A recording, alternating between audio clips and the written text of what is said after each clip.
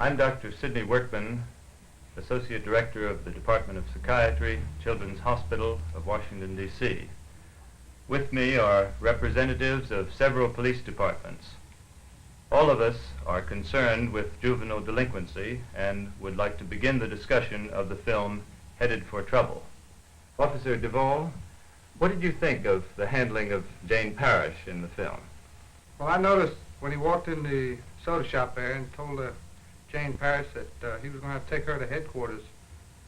Evidently, he took her out, put her in the cruiser, and took her on down to headquarters. But I've noticed in a lot of police departments, this is not allowed to have a woman in the car with a uniformed man unless there is a woman policeman along or transported by a woman policeman. Ideally, a female, whether an adult or a juvenile, should not be transported alone, especially with one male officer or even with two. If at all possible, the services of a policewoman or a matron should be secured.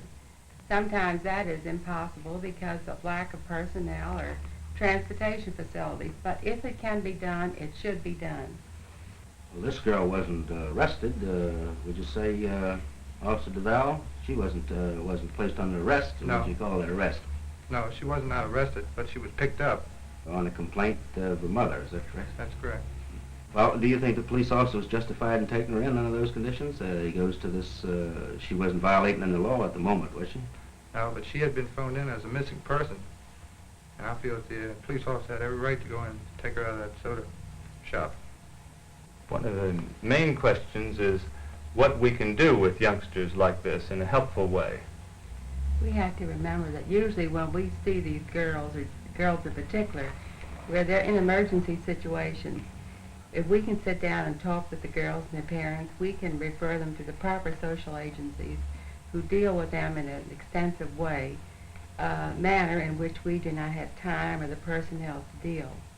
We refer them to psychiatrists, other social agencies, religious organizations, churches, anything that's indicated by their particular problem. One of the important things is being able to know what other agencies in the community you have available to you. That's true, and what hours they're open. Doctor, I would like to bring out one point here where the officer arrested that boy for the stolen car. Too many times a young police officer makes his arrest, he is excited, and he's got to learn to control this excitement when he makes an arrest, because sometimes excitement will cause his prisoner, especially if it is a juvenile, to do something drastic which he wouldn't ordinarily do. Of course, this comes with experience, and this experience is what's needed for a person who's going to be a juvenile officer later on. And once he has controlled himself to that and controlled his emotions, then he's stable and able to become a good juvenile officer. That's very true. But here he's just apprehended this lad who has stolen an automobile, tried to outrun him, and the police officer's not expected to tip his hat to him when he comes up to him. It's not personal with the police officer. In this chase, this man could very easily have killed some innocent persons. The police officer is mindful of that, and he certainly has to be prepared when he comes up to make an arrest of such an individual. Well, I noticed in this film that this officer was unable to secure any information from this boy. And I feel that had he used another approach, the boy may have told him a little more than he did in the film. What kind of approach did you mean? Well, you can be firm with a juvenile and still not make him feel like he's being pushed around. Use a different tone of voice. Let him know that you mean business, but let him know that you're there to help him, not to hurt him in any way.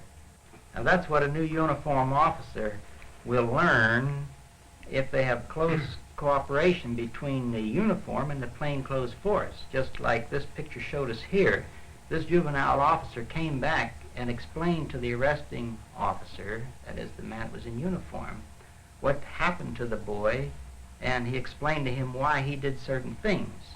And that has a tendency to make a better working relationship and show this officer certain things that he can do while he's walking his beat or driving his police patrol car.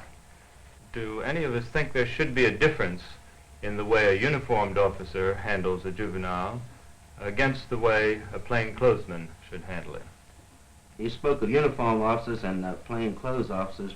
Shouldn't we clarify that a bit by saying this plain clothes officer is a juvenile officer and has been trained in the handling of juveniles under such situations? He's not just an ordinary plain clothes officer like a regular detective. He's a trained juvenile officer. Well, I feel that the actions of a uniformed policeman, first man on the scene when placing a juvenile under arrest, is going to have a big bearing on the way that juvenile is going to act, no matter whether you're in uniform or whether you're in civilian clothes.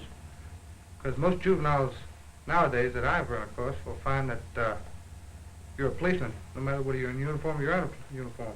And you're there for one purpose, and that's to get a conviction. So they feel that, uniform or not, if they're treated right, let me tell you what you want to know. Push them around, they're not going to tell you a thing.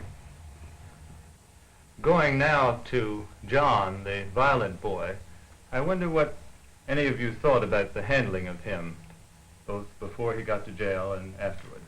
Well, from John's actions, apparently prior to the arrest of the appearance of the police, he had assaulted the lad with a bottle.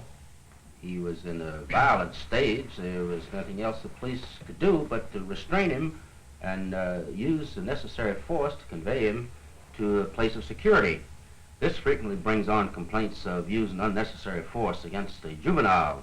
But in this instance, I think the police were perfectly justified in using the amount of force that they did to convey this John to the lockup.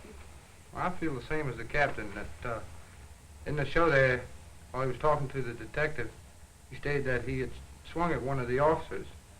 Well, we're out there to arrest people when they violate the law, and we're not out there to take beatings. And when you take a man in, you take him in with whatever force is necessary.